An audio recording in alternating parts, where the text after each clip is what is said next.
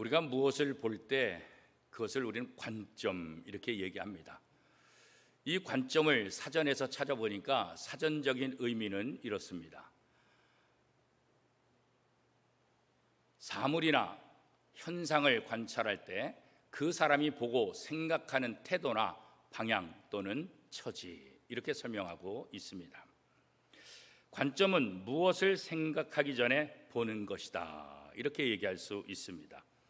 서로가 서로를 바라보는 관점의 차이가 굉장히 많이 있죠. 부부간에도 관점의 차이가 있을 수 있습니다. 남성과 여성에도 차이가 분명히 있을 수 있겠죠. 그런데 어느 정도 조금은 다 있지만 두 그룹이 아주 극명하게 서로의 관점이 다른 것, 그것은 우리는 TV 뉴스를 보면 매일같이 보게 됩니다. 대표적인 예가 무엇입니까? 여당과 야당이 싸우는 거예요. 똑같은 일을 가지고 여당이 보는 것과 야당이 보는 것 완전히 180도 달라요. 신기하지 않아요? 정권이 바뀌면 또 똑같아요. 똑같은 내용을 갖고 또 지난번에 반대하던 사람은 또 찬성하고, 지난번에 찬성하던 사람은 또 반대하고, 또 완전히 180도 달라져요. 그래서 뉴스를 보면 여당과 야당의 목소리가 한 목소리 나는 것이 거의 없어요. 아주 극명하게 다른 예를 야당과 여당의 그런 논쟁을 통해서 우리가 이제 볼 수가 있지요.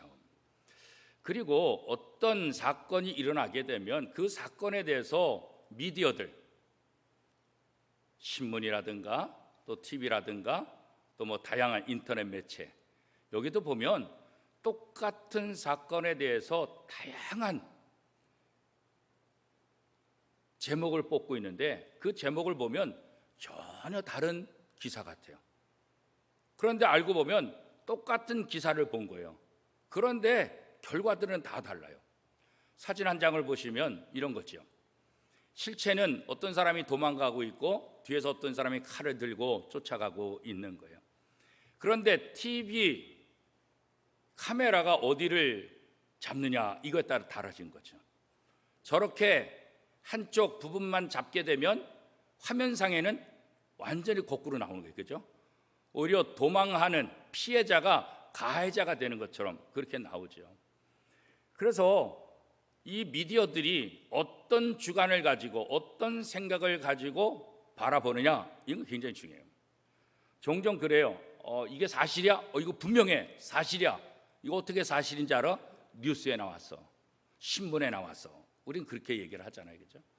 그런데 뉴스에 나왔다고 사실일까요? 신문에 나왔다고 사실일까요? 그렇지 않아요. 신문이나 뉴스나 인터넷 매체들은 자기 나름대로의 가치관이 있고 자기 나름대로의 방향성이 있어요. 그래서 그 입장에서 보도를 하는 거예요. 그렇기 때문에 우리가 나름대로 공평한 객관적인 입장을 가지려고 하면 양쪽 신문을 다 봐야 돼요. 한쪽 그룹의 신문만 계속해서 보면 그쪽으로 관점이 완전히 굳어버려요. 그래서 반대편 신문도 읽어야지 어디가 어떻게 되는지 비교가 될 수 있는 거예요. 근데 우리가 잘 쉽지가 않죠. 이렇게 언론 미디어를 통해서도 그 언론이라든가 그 신문사가 바라보는 관점에 따라서 극명하게 다른 해석과 다른 결과를 이야기하는 것을 우리가 보게 됩니다. 하나의 사실을 바라보는데 왜 이렇게 다른 결과가 나올까? 그것은 다른 각도에서 보기 때문에 그런 거예요. 코끼리를 보더라도 어떤 각도에서 보느냐에 따라서 이야기가 다 다른 것처럼 똑같은 사건, 사실이라 할지라도 어느 각도에서 보느냐에 따라서 전혀 논평이 판이하게 다르는 그런 모습을 우리가 이제 보게 되는 거죠.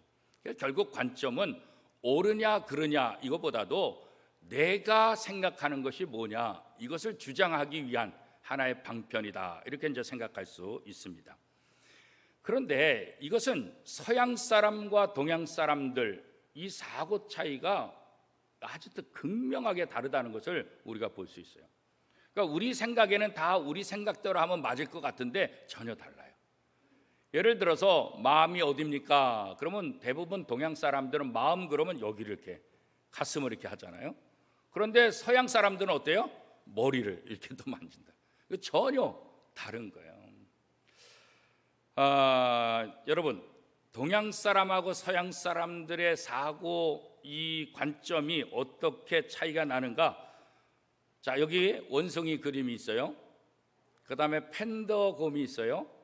그리고 바나나가 있어요. 자, 세 가지 사진이 있어요. 원숭이, 팬더, 그 다음에 바나나, 이 세 가지가 있어요.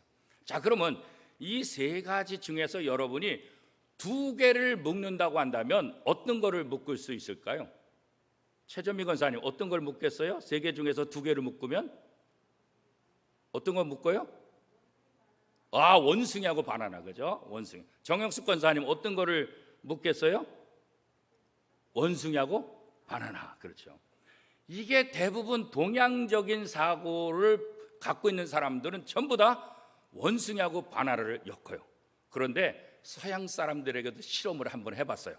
자, 실험 영상을 한번 같이 보겠습니다. 여기에 원숭이와 바나나, 팬더 세 개의 사진이 있다.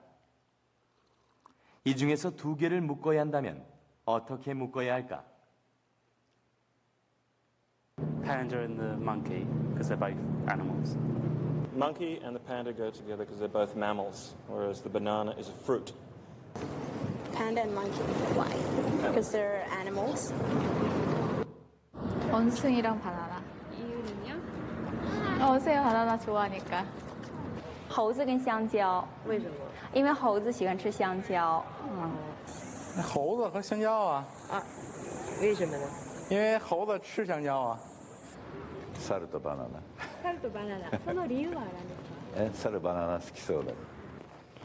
モンキーとバナナをつなげる。モンキーとバナナ？そうするとモンキーがバナナを食べるから。そう？ 자, 이렇게 서양 사람들에게 조사를 해봤고 동양 사람들에게 조사를 했는데 거의 신기하죠?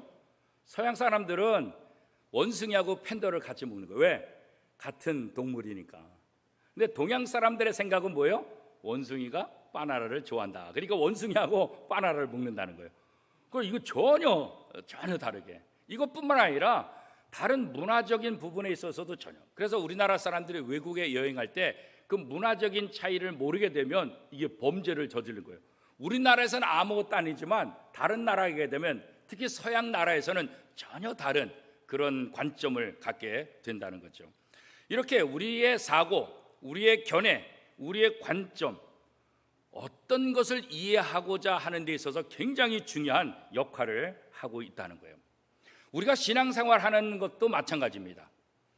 성경을 볼 때도 어떤 관점에서 성경을 해석하느냐, 이거 굉장히 중요한 거예요. 그래서 이단들을 굉장히 경계하는 이유가 이상한 관점에서 성경을 해석하니까 2단, 3단이 나와서 교인들을 혼란에 빠지게 하는 거예요. 그런 면에서 신학은 굉장히 중요한 거죠. 우리 교회는 장로교회고 장로교회 중에서도 대한예수교회 장로의 통합 측에 속한 교회예요. 그런데 수많은 교단이 있지만 제가 장로교 통합 목사라 그래서 그런 것이 아니라 우리 통합 측 신학이 굉장히 보편적이고 중심적이고 기준을 갖게 해요. 그래서 우리가 어떤 생각을 갖느냐, 우리 교단이 어떤 입장을 발표하느냐에 따라서 다른 교단에게도 영향력을 주고 있는 거예요. 우리 교단의 입장이 저는 볼 때 굉장히 성경적이고 굉장히 통합적이고 굉장히 상식적인 그런 입장에서 성경을 해석하고 있다, 그렇게 이제 보게 돼요. 그래서 이 어떤 신학을 갖고 있느냐, 어떤 신학의 훈련을 받았냐에 따라서 이 성경을 해석하고 신앙생활하는 것이 전혀 달라질 수 있는 거예요. 자, 우리가 지금 요셉의 삶을 계속해서 살펴보고 있는데 이 요셉의 삶을 통해서 우리가 몇 가지 특징 중에 하나는 뭐냐면 요셉은 어떤 관점을 갖고 살아가고 있느냐, 이거예요. 요셉이 형들에게 미움을 받아서 팔려가서 노예 생활할 때, 또 억울한 게 또 고소당해가지고 감옥에 갇힐 때, 또 나중에 국무총리가 되어서 나라의 2인자로서 나라를 다스릴 때, 이렇게 상황이 달라지는 속에서 이 요셉의 관점은 무엇이었느냐? 이게 이제 제일 중요하잖아요. 요셉의 관점은 언제나 동일했어요. 아버지에게 칭찬받을 때나, 형들에게 팔려서 노예로 생활할 때나, 또 억울한 고소를 당해가지고 감옥 생활할 때나, 나중에 인정받아서 바로의 신임을 받아서 국무총리 역할을 할 때나, 언제나 요셉의 관점은 뭐였어요? 하나님 나라, 하나님 중심. 언제나 하나님 중심. 자기 중심으로 바라보지 않았어요. 만약에 요셉이 매 상황 속에서 자기 관점으로, 자기 중심으로 모든 것을 해석했다고 한다면 요셉의 인상은 엉망진창이 됐을 거예요. 왜요? 그렇게 억울한데. 너무 억울하잖아요. 너무나 괴롭잖아요. 너무나 힘들잖아요. 견딜 수 없을 거예요. 견딜 수 없을 거예요. 그런데 그런 견딜 수 없는 상황 속에서 요셉이 극복할 수 있었던 비결은 다른 것 아니에요. 자기 중심으로, 자기 관점으로 모든 것을 해석하는 것이 아니라 하나님의 관점으로 해석하는 거예요. 그것이 바로 우회로라는 우회로. 하나님께서 우회로를 만들어서 나를 연단시키고 우회를 통해서 또 다른 길을 하나님께서 만드시는구나. 이것을 다시 한번 생각을 하게 되는 거죠. 자, 요셉이 몇 년 동안 감옥 생활을 하잖아요. 그죠? 몇 년 동안 했느냐? 정확히 몰라요. 왜? 성경에 정확히 나와 있지는 않지만. 그러나 몇 년 동안 감옥에서 지내는데 그 몇 년 동안 이 감옥의 높은 책임자 간수장의 신임을 얻어서 이 죄인이 이 옥에 있는 옥사의 재반 모든 일들을 다 담당하는 그런 역할을까지 맡게 되었다라고 성경은 이야기를 하고 있죠. 특별히 이 요셉이 갇힌 이 감옥은 어떤 감옥이었어요? 왕의 신하들을 가두는 곳이다, 그렇게 했어요. 그러면 이 왕의 신하도 아닌 요셉이 어떻게 이 감옥에 갇힐 수 있었을까? 그런 질문이 또 나올 수 있잖아요. 아마 이 요셉의 집주인이 누구였어요? 보디발이잖아요. 이 보디발이 누구예요? 바로의 친위대장. 바로 왕의, 요즘 말하면 경호실장 역할하는 그런 사람이잖아요. 그렇기 때문에 아마 이 바로를 통해서 보디발을 통해서 보디발의 집에서 일을 하는 이 요셉을 왕의 신하들이 가두는 그곳에 아마 가두지 않았나, 그런 생각을 한번 해볼 수가 있겠죠. 자, 감옥 생활을 하는 이 요셉, 몇 년 동안 감옥 생활을 하다가 여기서 누구를 만나게 됩니까? 왕의 최측근인 술 맡은 관원장과 떡 굽는 관원장을 만나게 되죠. 성경은 술 맡은 관원장과 떡 굽는 이 관원장이 도대체 무슨 죄를 지어서 이 옥에 갇혔는가, 이거에 대해서도 설명은 없어요. 단지 범죄를 저질렀고 그 범죄로 인해서 바로가 화가 나서 감옥에 가두었다, 이렇게 이야기만 하고 있죠. 창세기 40장 1절 2절 말씀입니다. 그 후에 애굽 왕의 술 맡은 자와 떡 굽는 자가 그들의 주인 애굽 왕에게 범죄한지라. 바로가 그 후 두 관원장, 곧 술 맡은 관원장과 떡 굽는 관원장에게 노하여. 그러니까 범죄를 저질렀고 그 범죄로 인해서 바로가 화가 나서 이 두 신하를 감옥에 가두었다, 이렇게 말해요. 자, 감옥에서 어느 정도 시간을 보내면서 이 두 관원장은 누구를 만나겠어요? 당연히 요셉을 만나게 되죠. 왜 요셉을 만나게 돼요? 요셉은 그냥 죄수로 있는 것이 아니라 간수장의 특별한 명을 받아서 이 옥에 있는 모든 재반 사업을 다 다스리다 보니까 이 요셉이 이 술 맡은 관원장, 떡 굽는 관원장과도 만나게 되고 이야기하게 되고 또 가까워질 수가 있었던 것이죠. 그러던 어느 날 이 측근인 두 신하, 술 맡은 관원장과 떡 굽는 관원장이 동시에 같은 날 꿈을 꾸게 된 거예요. 그런데 꿈을 꾼 다음에 이 두 관원장의 모습을 보니까 얼굴에 근심이 가득한 거예요. 무슨 내용인지 말은 안 하지만 얼굴에 근심이 가득해요. 그리고 시리에 빠져 있는 거예요. 그 모습을 누가 눈치챘을까요? 요셉이 눈치챘죠. 사실 일반적으로 표현하면 누가 시리에 빠져 있어야 돼요? 요셉이 빠져 있어야 되죠. 요셉이 왜 감옥에 갇혔어요? 억울하게 고소당해서 갇혀 있었잖아요. 그리고 몇 년 동안 지금 감옥살이를 하고 있어요. 그 다음에 언제 나갈지 알 수가 없어요. 다른 사람들의 백이 있으니까 누구의 도움을 받으면 나갈 수 있는데, 아니 히브리 사람인데 노예로 살다가 감옥에 갇혔는데 무슨 백이 있겠어요? 누구의 도움을 받겠어요? 요셉이 몇 년 동안 감옥 생활하면서도 언제 나갈지 모르니까 사실은 근심 걱정에 쌓일 사람은 누구예요? 요셉이죠. 그렇죠? 그런데 성경은 요셉이 근심 걱정에 쌓인 것이 아니라 누가 근심 걱정에 쌓였다 그랬어요? 이 술 맡은 관원장과 떡 굽는 관원장이. 자, 술 맡은 관원장과 떡 굽는 관원장, 이 사람은 누구예요? 바로의 최측근이잖아요. 지금까지 최고의 혜택을 누렸던 사람이잖아요.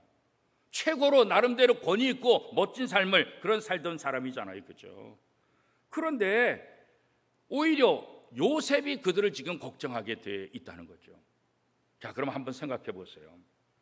요셉이, 일반적으로 생각하면 요셉이 낙담하고 요셉이 근심 걱정을 해야 되는데 왜 요셉은 감옥에 갇혀 있으면서도 근심 걱정을 하지 않았을까? 오히려 왕의 측근들이 근심 걱정하고 있는 그 모습을 왜 도와주려고 했을까? 그런 생각을 우리가 한번 해볼 수 있잖아요. 그것은 다른 거 아니에요. 요셉은 자신에게만 몰두하지 않은 거예요. 자신이 처한 곤경, 자신이 처한 상황, 여기에만 몰두해 있지 않다는 거예요. 자신에게 초점을 맞추지 않고 어디에요? 다른 사람에게 초점을 맞추는 거예요. 내가 누구를 도울 것인가? 이런 것은 뭐예요? 언제나 하나님께 초점을 맞췄기 때문에 이런 생각을 할 수가 있는 거죠. 사실은 자신의 처지를 더 생각해야 되고 어떻게 하면 내가 여기서 빨리 나갈 수 있을까? 그거 걱정해야 되는데 그런 걱정은 하나도 안 하고 근심 걱정 씨름하고 있는 이 두 관원장의 모습을 바라보면서 어떻게 하면 내가 저들을 도울까? 우리말에 오지랖이 넓다 그랬잖아요. 바로 요셉 입장에서는 그런 거죠. 아니 지 앞길도 잘 하지 못하면서 무슨 남 걱정을 하고 있는 거겠어요. 그렇죠? 그런데 우리가 가만히 살펴보면 우리에게 어떤 시련이 닥치고 어려운 문제가 닥치게 되면 사람들은 이게 생각이 좁아져요. 그리고 시야가 좁아져요. 그렇죠? 예를 들면 이런 거죠.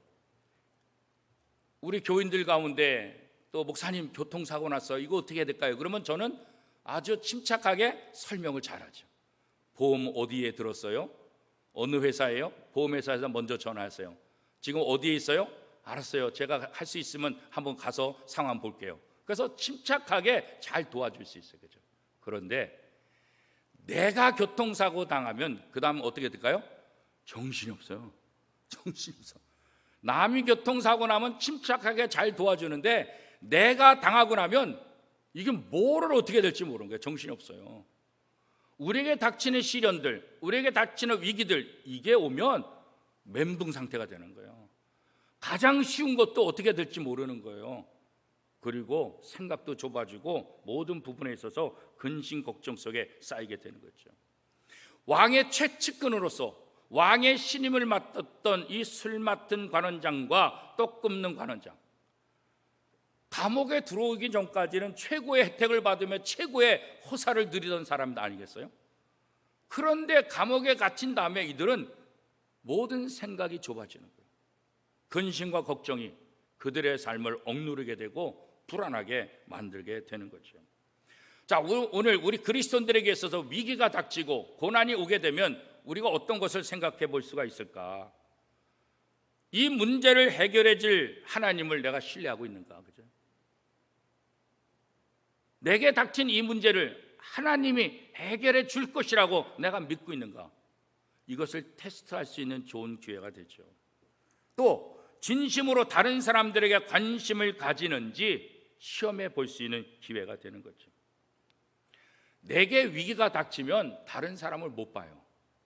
내 코가 석자인데 어떻게 다른 사람을 보겠어요? 그렇죠?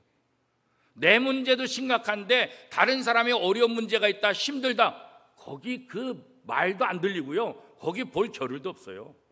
내가 더 힘드니까. 그렇잖아요. 그럼에도 불구하고 요셉은 자기 코가 석자임에도 불구하고 여유 있게 왕의 최측근인 술 맡은 관원장과 떡 굽는 사람들을 돌볼 그런 여유를 가지고 있다. 이 여유가 도대체 어디서 오는 걸까? 그건 다른 거 아니죠. 하나님을 바라보는 그 관점에서 모든 초점을 자기에게 두면 견딜 수 없죠. 이 억울한 거, 이 배신감, 형들로부터 배신당한 그 아픔, 보디발의 아내가 자기를 거짓 고소한 거, 그 억울함 견딜 수가 없잖아요. 잠을 못 자잖아요. 그죠? 그런데 이 요셉은 자기에게 초점을 맞추는 것이 아니라 하나님의 선하신 그 모습에 초점을 맞추고 있다는 거예요. 바로 요셉의 이런 관점, 이런 모습이 오늘 우리가 배워야 될 점들이라는 거죠. 요셉은 바로의 두 신하를 걱정하면서 그들의 꿈을 해석하게 돼요. 꿈을 해석해 주면서 이 꿈은 내가 해석하는 거 아닙니다. 이 꿈은 누구에게 속한 것이요? 하나님께 속한 것이다. 내 능력과 내가 하는 것이 아니라 하나님께서 하시는 것이다. 그래서 요셉이 하나님이 자기와 함께 하시는 것을 분명하게 말하고 술 맡은 관원장이 꿈 이야기를 하고 그 꿈을 해석을 해주게 되죠. 자, 술 맡은 관원장이 꾼 꿈이 어떤 내용이겠습니까? 술 맡은 관원장이 요셉에게 자기의 꿈을 이야기합니다. 포도나무에 3가지의 싹이 나서 꽃이 피고 또 포도송이가 익었어요. 그래서 그 포도송이를 가져다가 즙을 짜서 바로의 잔에 넣어서 그 잔을 바로에게 갖다 주었다. 이런 꿈을 꾸는 거예요. 이 이야기를 듣고 요셉이 어떻게 해석합니까? 바로 3가지 싹은 3일이라는 거죠. 너가 사흘 안에 원래 맡았던 그 전직으로 회복하게 될 것이고 바로의 잔에 포도주를 따르는 그 일을 다시 하게 될 것이다. 그러니까 복직에 대한 꿈 해몽을 해주게 되는 거죠. 그러니까 마음이 어떻겠어요? 술 맡은 관원장이 평안한 거죠. 이 도대체 무슨 꿈인지 알지도 못하고 근심과 걱정 속에 있었는데 이 요셉을 통해서 사흘 안에 복직한다. 그러니까 마음이 얼마나 평안해요. 마음이 평안해지는 그 모습을 누가 봤을까요? 떡 굽는 관원장이 보게 된 거예요. 그러니까 이 떡 굽는 관원장도 저 친구도 요셉에게 꿈 해몽을 듣고 저렇게 평안해졌으니까 나도 한번 가서 이 꿈 해몽을 한번 받아보자. 그래가지고 떡 굽는 관원장이 요셉에게 찾아가서 자기의 꿈도 해석해달라 그러죠. 그러니까 꿈 얘기가 뭐냐? 근데 꿈 얘기가 뭐예요? 흰떡 3광주리가 자기 머리 위에 있는 거예요. 그리고 그 광주리에는 바로를 위해서 구운 음식이 가득했어요.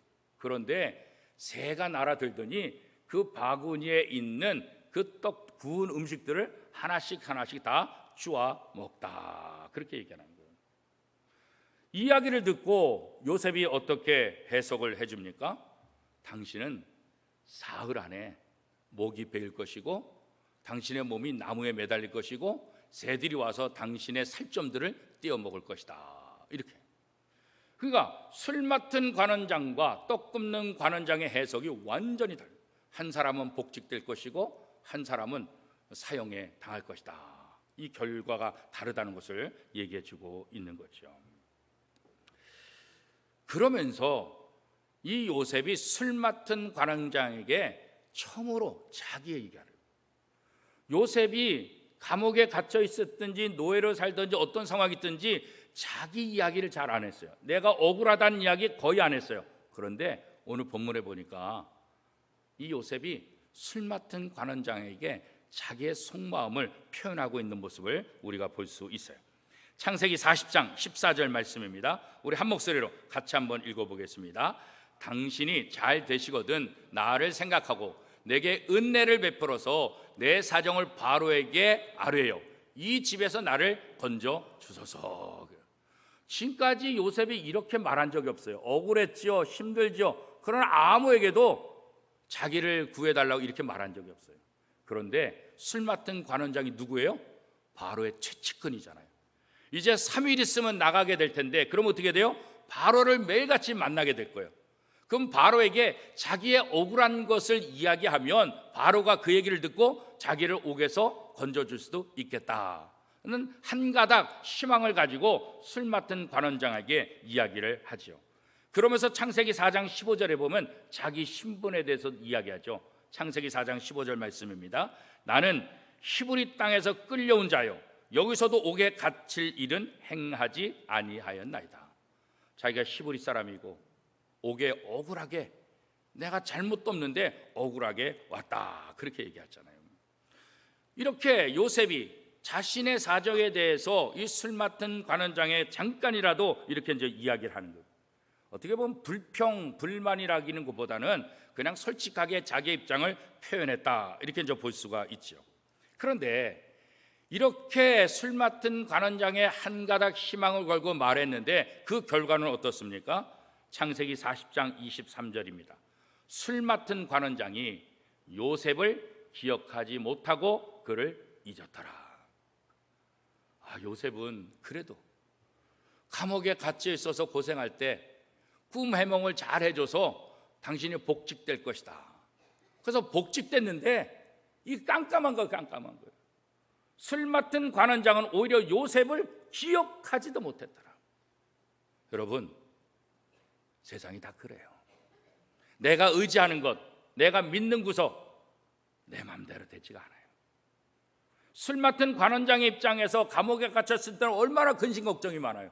근데 요셉의 꿈 해몽을 듣고 내가 다시 복직되는구나.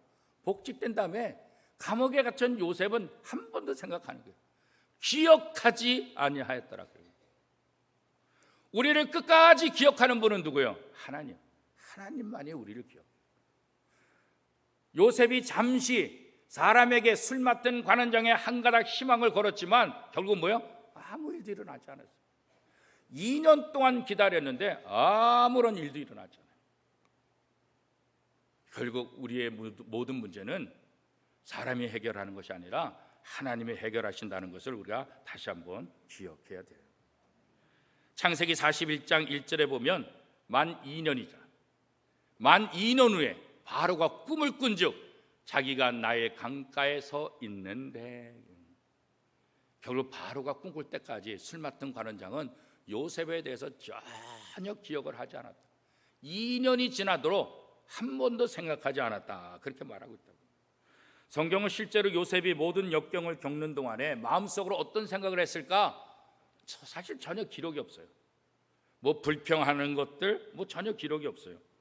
우리가 추측을 통해서 이 요셉의 마음을 알 수 있는데, 그런데 요셉의 행동을 보거나 요셉에 대한 기록된 것을 보면 사실 불평 불만하는 모습이 하나도 없어요.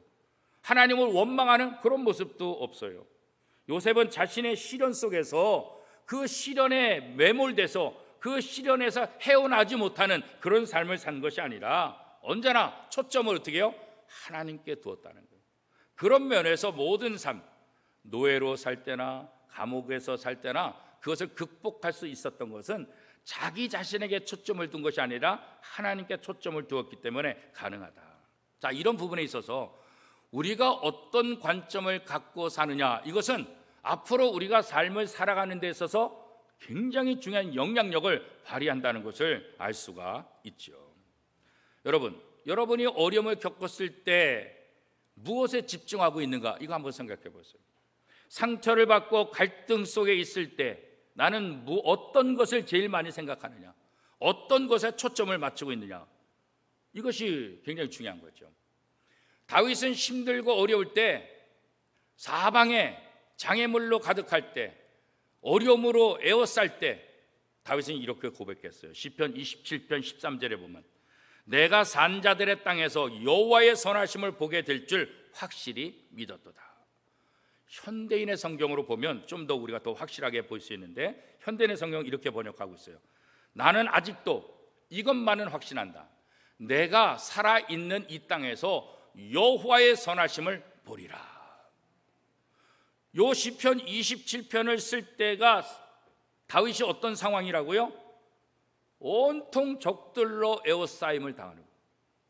온통 장애물, 온통 고난, 온통 시련, 완전히 꼼짝달싹할 수 없는 그런 상황 속에 있을 때 다윗이 이 고백을 한 거예요. 이렇게 나를 옥죄이고 이렇게 나를 괴롭히고 이렇게 나를 힘들게 할 수 있을지 모르지만 하나님의 선하심이 나와 함께하는 것을 나는 분명히 믿는다. 그렇게 고백하는 거죠. 이게 다윗의 관점이에요. 이 다윗의 관점이 바로 요셉의 관점이기도 하는 거죠.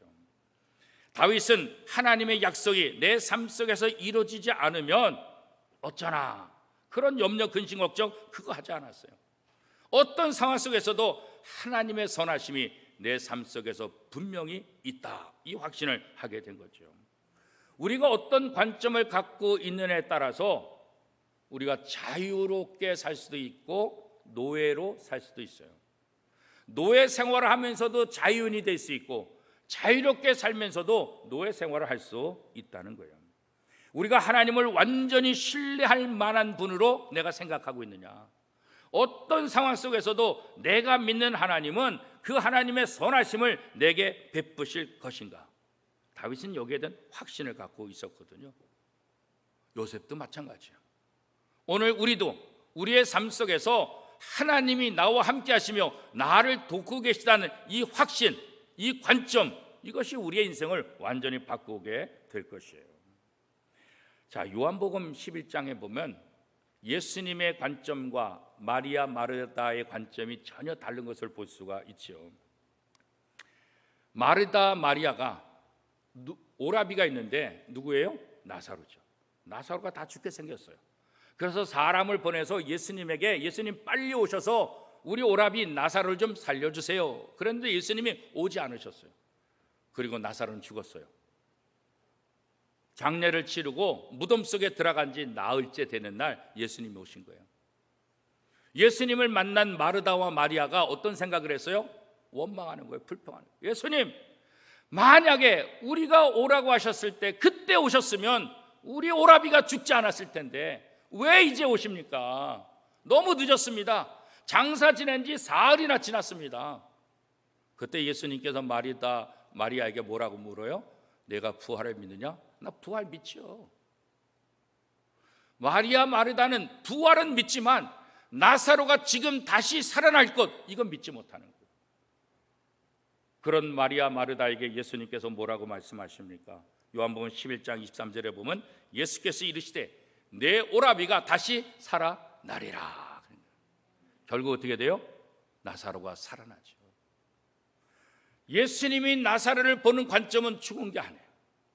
마르다 마리아 입장에서는 이미 죽었고 장사를 지낸 지 사흘이 됐기 때문에 다시는 부활할 수 없다고 생각하는 거죠. 가능성이 없다고 믿는 거죠. 그러나 하나님은 전능하신 분, 하나님은 어떤 상황 속에서도 하나님의 놀라운 기적을 일으키실 분, 우리가 그걸 믿는 거죠. 내 상식에서는 안 되지만 하나님의 입장에서 보면 얼마든지 가능하다는 거예요. 이게 요셉의 관점이에요. 이것이 오늘 신자들의 관점이 되는 거예요. 내 생각과 내게 초점만 맞추지 말고 하나님의 관점에서 보는 거예요. 성경의 관점에서 보는 거예요. 그러면 문제가 달리 해결될 수 있다는 것을 우리가 보게 되는 거예요. 마르다 마리아는 만약 예수님 일찍 오셨으면 살아날 텐데, 신앙은 만약을 믿는 게 아니에요. 신앙은 만약을 믿는 것이 아니라 하나님의 약속을 믿는 거예요. 하나님의 말씀을 믿는 거예요. 요셉은 자신의 삶 속에서 언제나 자신의 관점이 아니라 하나님의 선하심을 믿고 기다렸다는 거예요. 사랑하는 성도 여러분, 신앙생활을 한다는 것은 내 관점에서 하나님의 관점으로 변화된 삶을 살겠다는 고백입니다. 이 고백이 저와 여러분의 고백이 될 수 있기를 축복합니다. 우리 인생 가운데 때때로 우회로가 있을 때 그 우회로를 불평불만할 것이 아니라 그 우회로를 통해서 하나님의 능력을 경험하고 하나님이 나를 어떻게 성장시키고 하나님이 나를 어떻게 변화시킬지 성숙하게 만들지 그 기대감을 갖고 산다는 것, 이것이 우리에게 기쁨이 될 수 있는 거죠. 우리의 인생길에 우회로가 있다 할지라도 불평과 불만하지 말고 하나님의 관점에서 바라봄으로 하나님을 더욱더 신뢰하고 하나님을 더 의지하는 복된 인생이 될 수 있기를 축복합니다.